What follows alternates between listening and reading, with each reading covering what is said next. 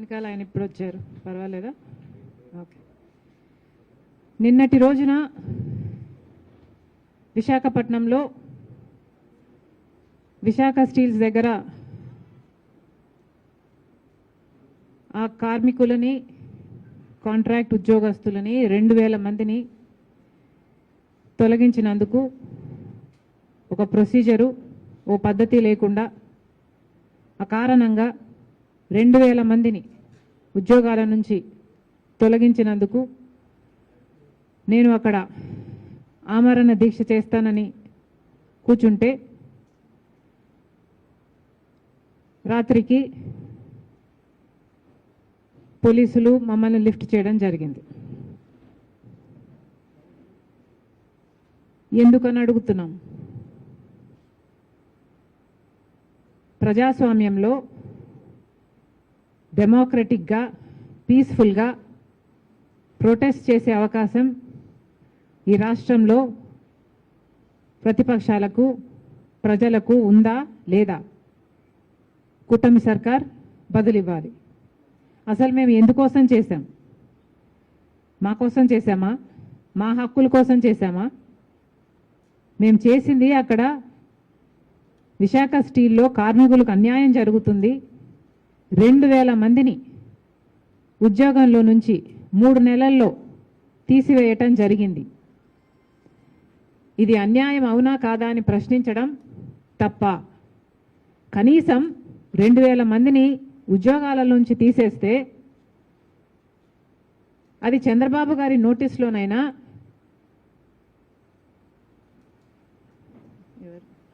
పవన్ కళ్యాణ్ గారి నోటీస్లోనైనా ఉందా లేదా? ఉంది అంటే మరి మీరు ఎందుకు స్పందించలేదు?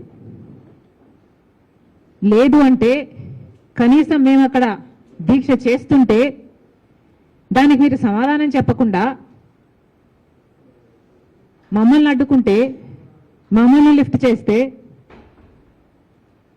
మరి how is it reflecting on you? పాలకులు సమాధానం చెప్పాలని డిమాండ్ చేస్తున్నాం. 2000 మందినండి, 2000 మందిని తొలగించేశారు, ఇంకో 3000 మందిని తొలగించడానికి సిద్ధంగా ఉన్నారు. అంటే మేము 2000 మందికి ఈ దీక్ష చేయకపోయి ఉంటే ఆ 3000 మంది కూడా రేపో మాపో తొలగించే ప్రక్రియలోనే ఉన్నారు.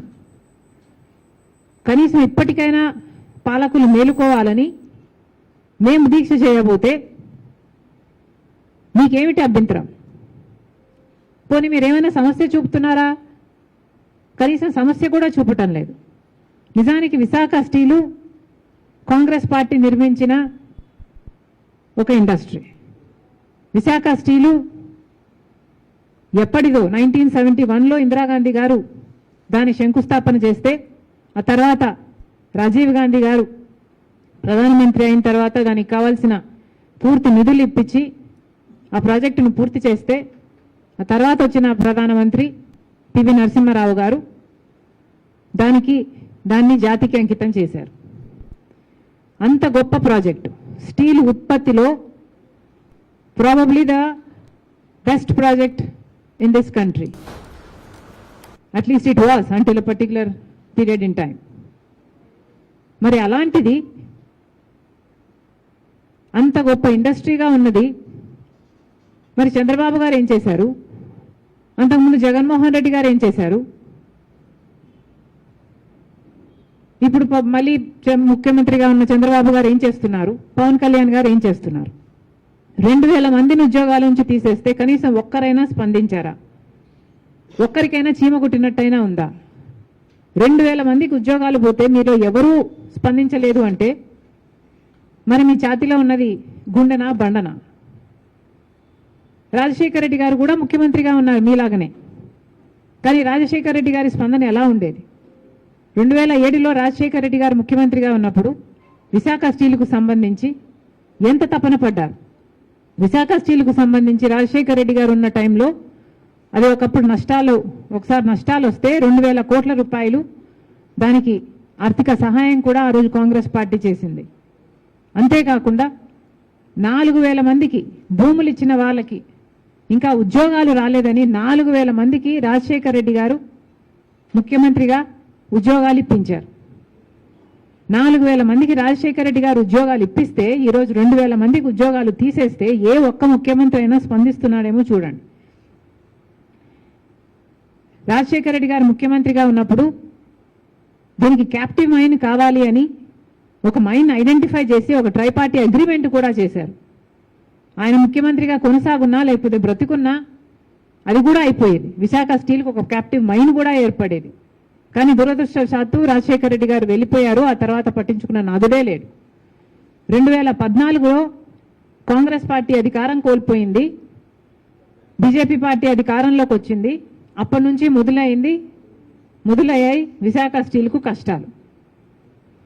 క్రమేణా బీజేపీ పార్టీ కొత్త రాష్ట్రం అని కూడా చూడకుండా, ఇది కొత్త రాష్ట్రం అని కూడా చూడకుండా, కనీసం కనికరం లేకుండా ఒక్క రకంగా కూడా విశాఖ స్టీల్ని ఆదుకోలేదు. బీజేపీ పార్టీ అన్ని విభజన హామీలన్నీ తుంగలో తొక్కింది. మనకు స్పెషల్ స్టేటస్ గురించి న్యాయం చేయలేదు, పోలవరం గురించి న్యాయం చేయలేదు, రాజధాని గురించి న్యాయం చేయలేదు. కనీసం విశాఖ స్టీల్ ఉన్నదాన్ని పరిరక్షించడంలో కూడా బీజేపీ పార్టీ విఫలమైంది. ఈ 10 సంవత్సరాల్లో బీజేపీ పార్టీ ఎన్ని రకాలుగా దీనికి కష్టాలు సృష్టించింది అంటే దీంట్లో కుట్ర ఉంది అని ఏ చిన్నపిల్లాడికైనా అర్థమైపోతుంది. ఒక కుట్రతో బీజేపీ పార్టీ విశాఖ స్టీల్కున్న భూముల్ని అమ్ముకోవాలి, అది కూడా అదాని జిందాల్ లాంటి వాళ్ళకు అమ్ముకోవాలి అన్న కుట్రతో పథకం ప్రకారమే సైలెంట్ కిల్లింగ్ చేసింది విశాఖ స్టీల్ని. ఒక్కొక్కటిగా ఒక్కొక్క రకంగా విశాఖ స్టీల్ని నాశనం చేసుకుంటూ వచ్చింది. రా మెటీరియల్ కావాల్సి ఉంటే సగానికి సగం రా మెటీరియల్ రాకుండా చేసింది. ఒక్క రకంగా కూడా ఆదుకోలేదు. ఎన్ఎండిసి కాస్ట్ను కూడా, రా మెటీరియల్ కాస్ట్ను కూడా పెంచేశారు. దాంతో ఇంకా ప్రొడక్షన్ దెబ్బతింది. రా మెటీరియల్ లేక కాస్ట్ ఆఫ్ ప్రొడక్షన్ ఎక్కువ అయిపోయి కనీసం విశాఖ స్టీల్కు సంబంధించి పవర్ ఉత్పత్తికి కావాల్సిన బొగ్గు సరఫరాలో కూడా ఒక రకంగా కూడా మేలు చేయలేదు, ఆటంకాలే సృష్టించారు. ఆఖరికి విశాఖ స్టీల్కు సంబంధించి వాళ్ళకు ట్రాన్స్పోర్టేషన్ కావాల్సిన పోర్ట్ ఫెసిలిటీ కూడా ఇంతకుముందు గంగవరం పోర్టు తక్కువ ధరకే ఆ లాజిస్టిక్స్ వర్కౌట్ అయ్యేది. జగన్మోహన్ రెడ్డి గారి పుణ్యమా అని ఆ పోర్టు కాస్త అదాని గారికి కట్టబెట్టారు. రాజశేఖర రెడ్డి గారి కొడుకై ఉండి రాజశేఖర రెడ్డి గారు 30 ఏళ్లలో ఆ పోర్టు మళ్ళీ ప్రభుత్వం చేతికి రావాలి అని తలంచితే దాంట్లో 20 ఏళ్ళు అయ్యేపోయింది. ఇంకో 10 ఏళ్ళు ఉంటే ఆ పోర్టు ప్రభుత్వం చేతుల్లోకి వచ్చేది. అలాంటి పోర్టుని 9,000 కోట్లు విలువ చేసేదాన్ని 600 కోట్లకే జగన్మోహన్ రెడ్డి గారు అదానికి కట్టబెట్టేశారు. ఇప్పుడు అదాని పోర్టులో విశాఖ స్టీల్కు సంబంధించి వాళ్ళు ట్రాన్స్పోర్టేషన్కి కావాల్సింది దాదాపు డబుల్ ఛార్జ్ చేస్తున్నారు. అడిగేవాడు ఎవడైనా ఉన్నాడా? పట్టించుకునేవాడు ఎవడైనా ఉన్నాడా? క్రమంగా ఒక్కొక్కటిగా బీజేపీ ప్రభుత్వం కావాలని విశాఖ స్టీల్ని కుంటిదాన్ని చేసింది, అవిటిదాన్ని చేసింది. ఒక్కొక్క రకంగా హ్యాండిక్యాప్ చేసుకుంటూ పోయింది. ఒక కుక్కను చంపాలంటే అది పిచ్చిది అయిన ప్రచారం పుట్టిస్తే చాలు అన్నట్టుగా ఇది ఒక లాస్ మేకింగ్ కంపెనీ, దీనికి హోప్ లేదు అన్న రీతిలో దీన్ని తయారు చేయడానికి క్రమేణా ఒక పథకం ప్రకారమే ఇది చేయడం జరిగింది. పోనీ మన నాయకులు ఇక్కడ ఏమైనా చేస్తున్నారా అంటే ఒక్కడు కూడా ప్రశ్నించేవాడు లేడు. మొన్నటికి మొన్న 11,000 కోట్ల రూపాయలు గ్రాంట్గా ఇచ్చినట్టుంది కేంద్ర ప్రభుత్వం. 11,000 కోట్ల రూపాయలు ఇస్తామని చెప్పి 8,000 కోట్ల రూపాయలు ఇచ్చారు. 8,000 కోట్ల రూపాయలు నేరుగా విశాఖ స్టీల్కి వచ్చిందట. ఒక అర్ధగంట మాత్రమే అకౌంట్లో ఉంది. నేరుగా రుణాలు చెల్లించడానికి, అప్పులు చెల్లించడానికి వెళ్ళిపోయిందట. మరి ఎందుకు ఇచ్చినట్టు? అప్పులు చెల్లిస్తున్నామని ఒక మాట చెప్తే సరిపోయేది కదా. ఇవ్వడం ఏంటి ఒక చేత్తో, మళ్ళీ ఇంకో చేత్తో తీసుకోవడం ఏమిటి? ఏదైనా ప్లాంట్కు సహాయం చేస్తున్నాము, మేము డబ్బులు ఇస్తున్నాము, 11,000 కోట్ల రూపాయలని పెద్ద పెద్ద పండగలు చేసుకొని పెద్ద పెద్ద అడ్వర్టైజ్మెంట్లు చేసుకొని ఇచ్చారే. కనీసం ఆ ప్లాంట్ రా మెటీరియల్ కా డబ్బు వాడారా? కనీసం ఆ ప్లాంట్ ఎక్స్పాన్షన్ కా డబ్బు వాడారా? కనీసం ఆ ప్లాంట్ 6 నెలలుగా జీతాలు ఇవ్వటం లేదా ఎంప్లాయీస్ కి? కనీసం ఆ జీతాలు ఇవ్వడానికైనా వాడారా? దేనికి వాడారా డబ్బు? దేనికి వాడలేదు. ఒక చేత్తో ఇచ్చారు, ఇంకో చేత్తో తీసుకున్నారు. కేవలం అర్ధగంట మాత్రమే ఉందంట విశాఖ స్టీల్ అకౌంట్లో ఆ డబ్బు. మరి పాలిటిక్స్ కాకపోతే ఏమనాలి దీన్ని? అతి తెలివి కాకపోతే ఏమిటిది? ఇంకో 3,000 కోట్లు బ్యాలెన్స్ ఉంది, దానికి కూడా కండిషన్ పెట్టారట. 11,000 కోట్ల రూపాయలలో 8,000 కోట్లు ఇచ్చేసాము, బ్యాలెన్స్ ఉన్నది 3,000 కోట్ల రూపాయలు. ఆ 3,000 కోట్ల రూపాయలు కూడా మీరు ఎంప్లాయీస్ను తగ్గించకపోతే ఈ 3,000 కోట్ల రూపాయలు ఇవ్వము అన్న కండిషన్ పెట్టారట. కాబట్టి 2,000 మందిని ఆల్రెడీ తొలగించేశారు, ఇంకో 3,000 మందిని కూడా తొలగించాలి అన్న కండిషన్ ఉంది అని ఆ జేఏసీ వాళ్లకు చెప్పేశారు. అంటే ఆ 3,000 కోట్ల రూపాయలు కూడా రావాలి అంటే ఈ 5,000 మందికి ఉద్యోగాలు ఊడాలి. ఏమిటండి ఇది? అన్యాయం కాదా? అమానుషం కాదా? ఎవరికి ఏమీ అనిపించటం లేదా? అసలు ఎవరండి ఉద్యోగస్తులు? ఆ విశాఖ స్టీల్ కోసం భూములు ఇచ్చిన వాళ్ళు. ఆ విశాఖ స్టీల్ ఈరోజు ఉంది అంటే వీళ్ళు త్యాగాలు చేస్తే ఆ భూములు ఇచ్చిన వాళ్ళే ఉద్యోగస్తులుగా ఉన్నారు.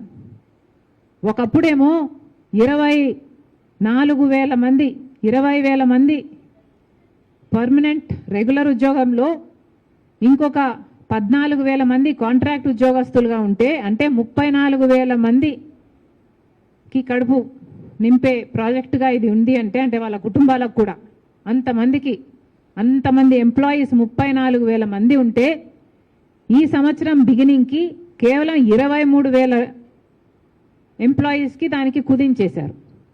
ఇప్పుడు అది కూడా సరిపోదు అన్నట్టు 2,000 మందిని తీసేశారు, ఇంకో 3,000 మందిని తీస్తారట, ఇంకో 2,000 మందిని రెగ్యులర్ ఉద్యోగస్తులకి కూడా ప్రెజర్ పెట్టి విఆర్ఎస్ ఇచ్చి పంపించేయాలన్నది అజెండా అంట. అంటే 34,000 మంది పనిచేసిన ఒక కర్మాగారంలో eventually by the end of this year కనీసం సగం కూడా ఉండరు. 16,000 మందికి దానికి తీసుకురావాలి అన్నది వీళ్ళ టార్గెట్గా కనిపిస్తుంది. ఇది అన్యాయం కాదా? ఇది అక్రమం కాదా? అసలు ఒక పద్ధతి లేదు, ఒక ప్రొసీజర్ లేదు. ఏది ఎవరిని పడితే వాళ్ళని ఎందుకు తీస్తున్నారు అని అడిగితే దానికి ఆన్సర్ లేదు. ఇప్పుడేమో 45 సంవత్సరాలు నిండిన వాళ్ళందరినీ మెడికల్ టెస్ట్ చేయించుకోమంటున్నారట. అంటే తీసేయడానికి మళ్ళీ అదొక బహానా, ఏదో ఒక రకంగా ఏదో ఒక కారణం చూపి వాళ్ళని తీసేయాలి. కాబట్టి ఇప్పుడు మెడికల్ టెస్ట్ అన్న ఇంకో కొత్త ప్రొసీజర్ ఒకటి స్టార్ట్ చేశారట. అసలు చాలామంది ఈ 34,000 ఉద్యోగాలు ఎవరైతే at one point in time 2014లో ఇంతమంది ఉన్నారో వీళ్ళందరూ భూములు ఇచ్చిన వాళ్ళు. మోస్ట్లీ వీళ్ళు భూములు ఇచ్చేసరికి కనీసం ఓ 10,000 12,000 రూపాయలకు ఎకరం ఉండుంటుంది. అంత తక్కువ ధరకి విశాఖ స్టీల్కి భూములు ఇచ్చిన వాళ్ళు వీళ్ళంతా. వాళ్ళల్లో ఇంకా 16,000 మంది 16,000 కుటుంబాలు ఈ భూములన్నీ ఏకం చేసి దాదాపు 26,000 అనుకుంటా ఎకరాలను ఇస్తే 8,000 మందికి మాత్రమే ఉద్యోగాలు ఇచ్చారు. ఇంకొక 8,000 మంది ఇంకా ఎదురు చూస్తూనే ఉన్నారు. వీళ్ళల్లో ఇప్పుడు ఉద్యోగం చేస్తున్న వాళ్ళల్లో భూములు ఇచ్చిన వాళ్ళు కూడా చాలామంది ఉన్నారు. ఏ 12,000 రూపాయలకో లేకపోతే ఇంకా తక్కువకు తీసుకున్నారేమో. ఈరోజు ఒక్కొక్క ఎకరం అది కనీసం 12 కోట్లు చేస్తుంది. మరి అలాంటప్పుడు కనీసం వాళ్ళకి ఇచ్చిన ఉద్యోగాలన్నా భరోసా లేకపోతే ఒక కారణమైనా చెప్పకుండా మీరు తీసేస్తే ఇది అమానుషమని ఏ పాలకులకి అనిపించటం లేదా? ఎవరైనా ఎందుకు ఏ చర్యలు తీసుకోవటం లేదు? 2,000 మంది రోడ్డున పడ్డారు అంటే 2,000 మందికి కుటుంబాలు ఉంటాయి, పిల్లలు ఉంటారు.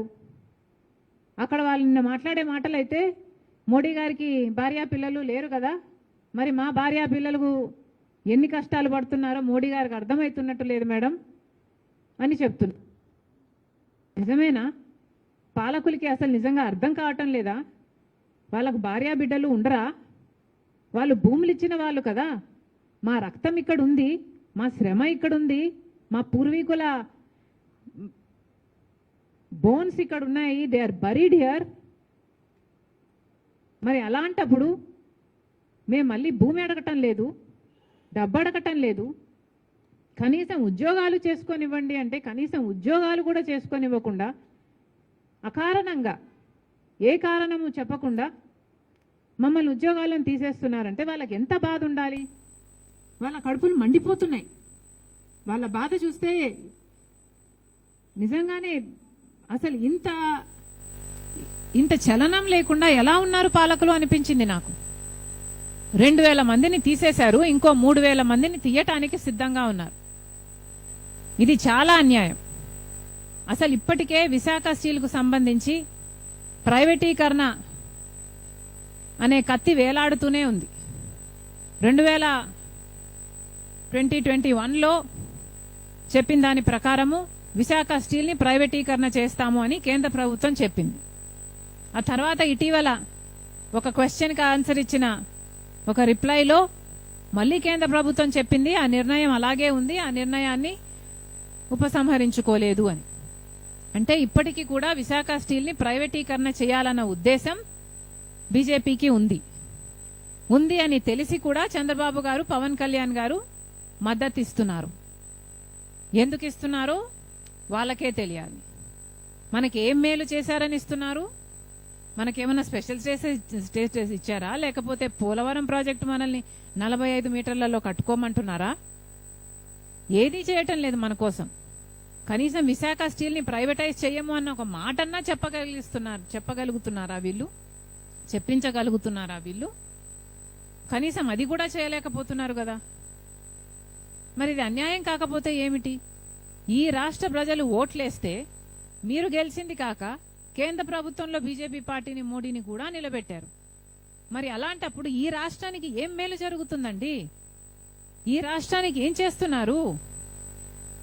ఈ రాష్ట్రానికి జరగాల్సిన మేలులు గత 10 సంవత్సరాలుగా చేయకపోగా 10 సంవత్సరాలుగా మీరు వెన్నుపోటు పొడుస్తూనే ఉండి ఇప్పటికీ కూడా ప్రైవేటైజ్ చేస్తాము విశాఖ స్టీల్ను అని ఆ స్టేట్మెంట్ను విత్డ్రా చేసుకోవడం లేదు అంటే ఇది ఎంత అన్యాయం?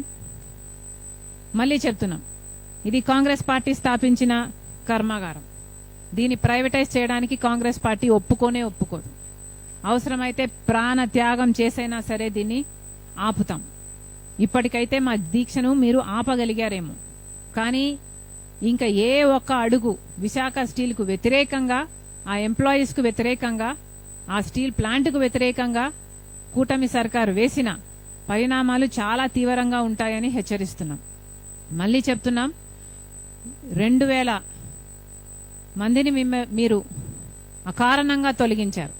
వాళ్ళందరినీ మళ్ళీ విధుల్లోకి తీసుకోలేని పక్షంలో కనీసం వాళ్ళకు ఒక 20 లక్షలో 25 లక్షలో కాంపెన్సేషన్ అయినా వాళ్ళకి ఇవ్వాలని కాంగ్రెస్ పార్టీ డిమాండ్ చేస్తుంది. ఎందుకంటే వాళ్ళు భూములు ఇచ్చిన వాళ్ళు చాలా మంది ఉన్నారు. వాళ్ళు భూములు ఇచ్చిన వాళ్ళు కాబట్టి ఈరోజు కనీసం అక్కడ ఎకరా 12 కోట్లు చేస్తుంది కాబట్టి వాళ్ళకి కనీసం మీరు కాంపెన్సేషన్ ఇవ్వకుండా తీయటానికి వీల్లేదు. 3000 మందిని తీస్తాము అని బెదిరిస్తున్నారు. తీస్తే మాత్రం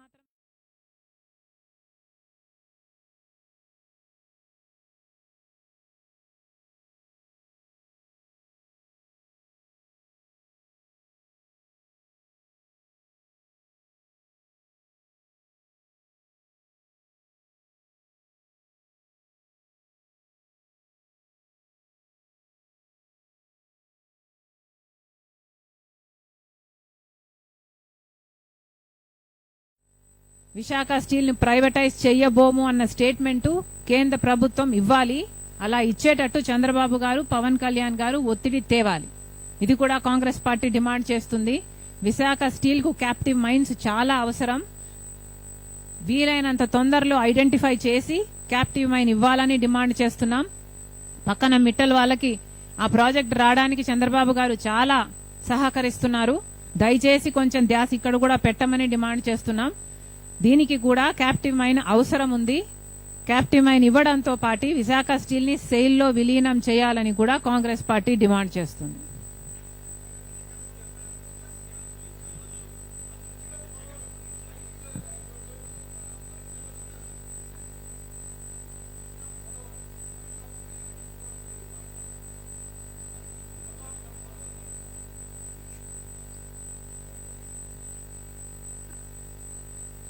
పోలవరం గురించి సబ్జెక్ట్ గురించి మేము మాట్లాడడం జరిగింది. వీఆర్ అగెయిన్స్ట్ ఇట్ అని చెప్పాము. అదే కాకుండా 45 మీటర్స్ ని 45 మీటర్స్ నుంచి 41 మీటర్స్ కు కుదించడం అన్నది అమానుషం అని చెప్పాము. దీనికి వ్యతిరేకంగా కొట్లాడతామని చెప్పాము. కానీ ఇప్పుడు if I go into the details of that project now, this is going to be sideline. So let's stick to Visakha steel because the people really deserve some justice there. 2000 మందికి ఉద్యోగాలు తీశారు and all the people in power are very, very unapologetic. This is not something that can be tolerated.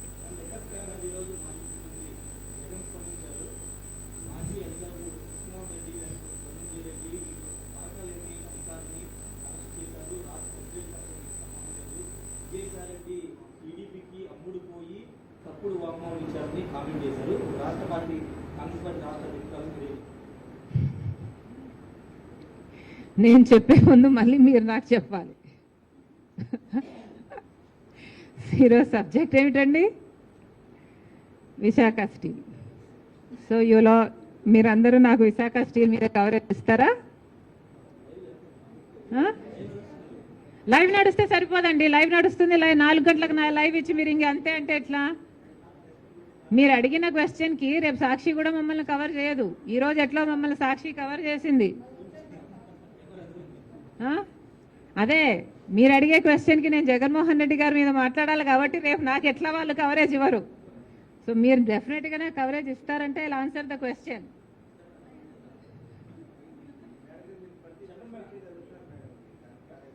ఏది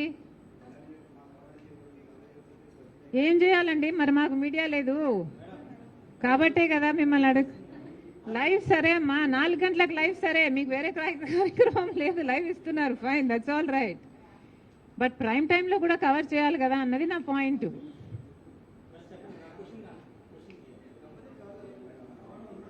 thank you, మాట ఇచ్చారు, thank you.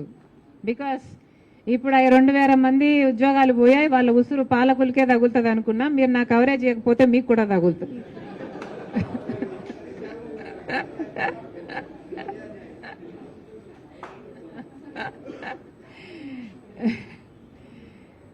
Okay, so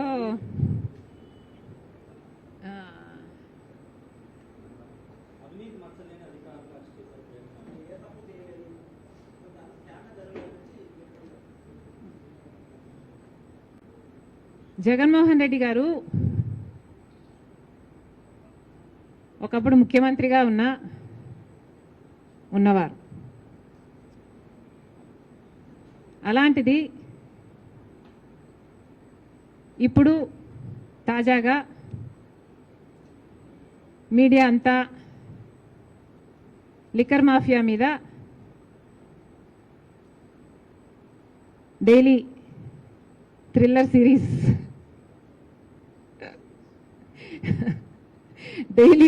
series నడుపుతోంది. దాంతో YCP వాళ్ళకు భయం పుట్టుతుంది. సహజంగానే జగన్మోహన్ రెడ్డి గారు ఆ భయాలని అడ్రస్ చేయడానికి, వాళ్ళకి సెక్యూరిటీ కలిగించడానికి మాట్లాడుతున్నారని క్లియర్గా అర్థమవుతుంది. కానీ నా అభ్యంతరం ఏమిటంటే, జగన్మోహన్ రెడ్డి గారు ఇంతకుముందు ముఖ్యమంత్రిగా పనిచేసినవారు. అలాంటిది ముఖ్యమంత్రిగా హోదాలో ఉన్న వ్యక్తి పోలీసు డిపార్ట్మెంట్ పట్ల వాళ్ళ బట్టలు ఉడదీస్తాం, వాళ్ళని తరిమి కొడతాం, వాళ్ళు ఎక్కడున్నా పట్టుకొస్తాం, విదేశాలకు వెళ్ళినా వదిలిపెట్టాం లాంటి మాటలు ఒక మాజీ ముఖ్యమంత్రి గారు మాట్లాడడం అస్సలు బాగలేదు. ముఖ్యమంత్రిగా ఉన్న రోజుల్లో మీరు పోలీసు వ్యవస్థని ఎలా వాడుకున్నారో జనాలు మర్చిపోలేదు. రఘురామరాజు గారైతే మర్చిపోలేరు. కాదంబరి జత్వాల్ లాంటి వాళ్ళు కూడా, వాళ్ళ పేరెంట్స్ కూడా మీ ఐఏఎస్ ఆఫీసర్లను, ఐపీఎస్ ఆఫీసర్లను పంపించి 40 రోజులు వాళ్ళని కిడ్నాప్ చేసినట్టు తెచ్చి 40 రోజులు వాళ్ళని కారణంగా బంధించి ఉంచారు. అలా వాడుకున్న మీరు పోలీసు వ్యవస్థ గురించి, పోలీసుల గురించి ఇంత తక్కువ చేసి మాట్లాడడం ముఖ్యమంత్రి స్థాయిలో ఉన్న వాళ్ళకి తగదని నా పర్సనల్ ఒపీనియన్. అసలు లిక్కర్ మాఫియా జరిగింది అని మీ మీద ఆరోపణలు ఉన్నాయి. మరి అలాంటప్పుడు ముఖ్యమంత్రిగా మీరు ఎలా వ్యవహరించాలి? రాజశేఖర్ రెడ్డి గారు అయితే ముఖ్యమంత్రిగా ఉన్నప్పుడు లేనప్పుడు కూడా ఎంతో హుందాగా ఆయన మీద ఏదైనా ఆరోపణలు వస్తే మీకు కావాల్సిన ఎంక్వైరీ వేసుకోండి. Even on the floor of the house I remember నాన్నగారికి చెప్పారు, రాజశేఖర్ రెడ్డి గారు అన్నారు, మీకు కావాల్సిన ఎంక్వైరీ మీరు వేసుకోండి, సిబిఐ ఎంక్వైరీ వేసుకుంటే వేసుకోండి, నా తప్పు ఉంటే నన్ను ఉరి తీయండి అని కూడా అన్నాడు రాజశేఖర్ రెడ్డి గారు. మరి జగన్మోహన్ రెడ్డి గారు కూడా మీ ఏ తప్పు లేకపోతే మీరు ఎందుకు మాట్లాడలేకపోతున్నారు? మీరు వెళ్ళండి, అసెంబ్లీకి వెళ్ళండి, on the floor of the house on record చెప్పండి, ఏ ఎంక్వైరీ కావాలంటే ఆ ఎంక్వైరీ వేసుకోండి. మీరు సిబిఐని పిలుస్తారా, లేకపోతే సిట్టింగ్ జడ్జితో చేపిస్తారా? మీరు ఏ ఎంక్వైరీ కావాలంటే ఆ ఎంక్వైరీ వేసుకోండి, నా తప్పు లేకపోతే నన్ను ఉరి తీయండి అని మీరు అనలేకపోతున్నారు అంటేనే మీరు దోషి అని ప్రజలకు అర్థమవుతుంది.